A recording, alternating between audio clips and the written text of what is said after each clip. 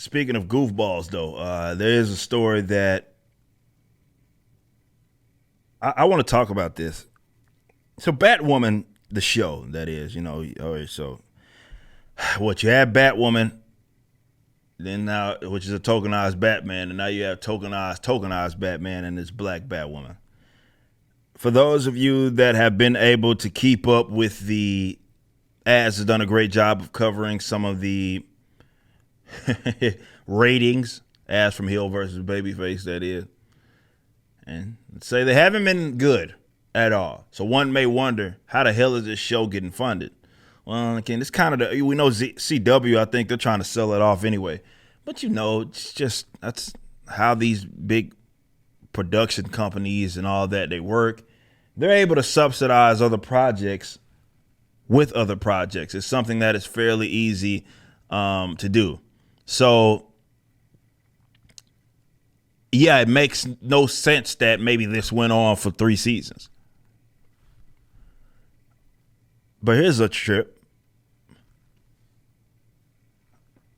The writers are encouraging fans to push for a season 4 renewal because apparently I don't think it's been renewed for that 4th season.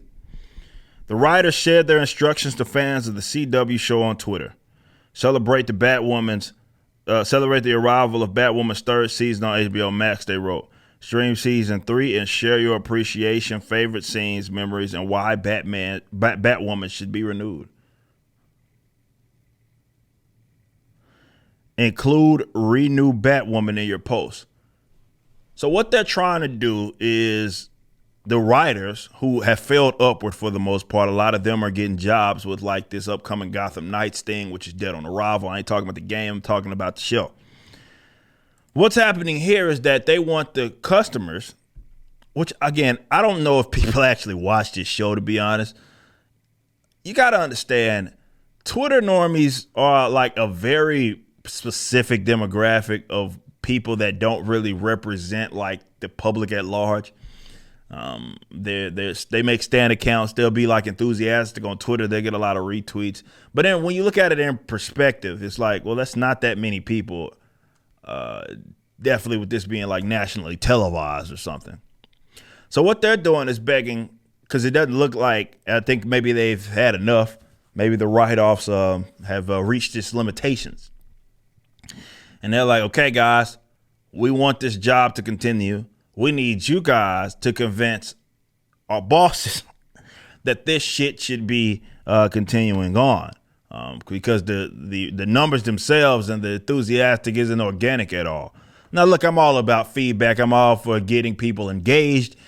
That's a cool thing and that's a necessary thing. But this is more so of, okay, Batwoman's not getting renewed. We need y'all to convince our shot callers to renew it.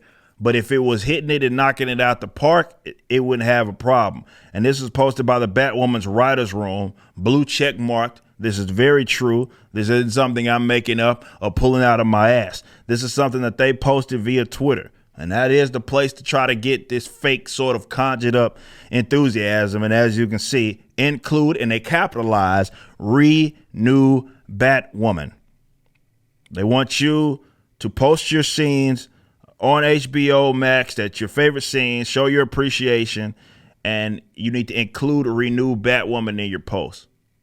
This show was dead on arrival, but some people, even myself, back when I actually gave a fuck to watch it, even for review purposes, not anymore, it was dead on arrival, let's just be honest. And now it's especially out of there, and people aren't interested in it because it's not interesting. When you led with, and they told you this on that DC fandom thing? Remember we covered that? Looking back at that, I had the most live viewers of any live stream covering DC fandom that first go around. Anyway, we went and talked about this, and they couldn't stop talking about sexuality and race. Like, that was the whole thing. I'm like, man, when that's all you're telling me about this dog shit show that we've already seen a season of, but because Ruby Rose or whatever that heifer's name is no longer part of this project, and now you're having this other insert, which is a tokenized version of a tokenized character. and all you telling me is about how gay it is and how black it is, then I already fucking know your shit's dead on arrival. That's it. Like you're not leading with story for me, right? So it was always dead. I mean, it's actually fascinating that the shit went 3 seasons, if we're going to be completely honest. It really goes to show how committed they are to this dog shit. But also, I think it's a little bit of what I talked about before. And you have so many people that are within this industry right now that are feeding folks bad information. Disney doesn't do, for example, I know this is a different company, but Disney doesn't do what it does with like it going all in with what's going on with Florida and taking their positions publicly unless they thought they were going to make money, period. Either in the short term or the long term. Now, that's bad information, but you have to look at it like that. I think oftentimes we try to reach so much because it doesn't make sense to us. But you have to realize there's a bunch of crack smokers that are coming out of colleges that are working for these big corporate entities that act like they have a pulse on the market. They have these fake fucking jobs, these diversity and inclusion and what's the E stand for?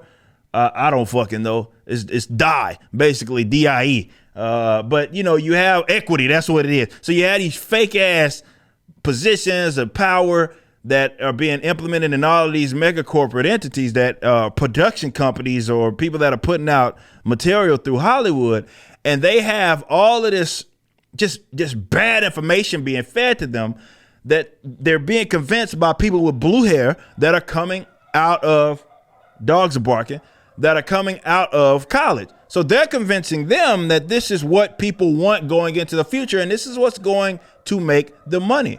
But I disagree, obviously, and the market in some cases disagree. You can get away with it to a certain degree.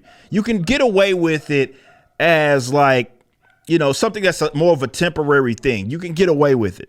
You can. But a lot of that's relying on like nostalgia, relying on things that people can that's existed for a long time. But that only works to a certain degree before people catch up to it and say, okay, you have literally been feeding me dog shit. Okay. And I think that's what people, but to be fair, Batwoman's fucking like ratings were never really that good. When does this end? I don't know. I think it's just going to require these alternatives to prop up and customers to realize that they don't got to put up with this terrible, terrible material. But it's going to be fucking interesting. Nonetheless, Batwoman's writer's room wants you to go to HBO Max and tell them how much you want that piece of dog shit that they call a show to be renewed for a 4th season that it clearly doesn't deserve. You just listened to a clip from my podcast, For Canon's Sake, which is live throughout the week at 12 p.m. Central on youtube.com/YoungRipper59 and odyssey.com/@YoungRipper59. Be sure to check out my website, ericdjuly.com, so you can stay up to date with everything it is that I'm doing. You can also become a member and get access to a bunch of cool perks and exclusive content, which includes a social media hub where you can interact with myself and other members. It even has an app that you can get, which is now live in the Google and Apple stores.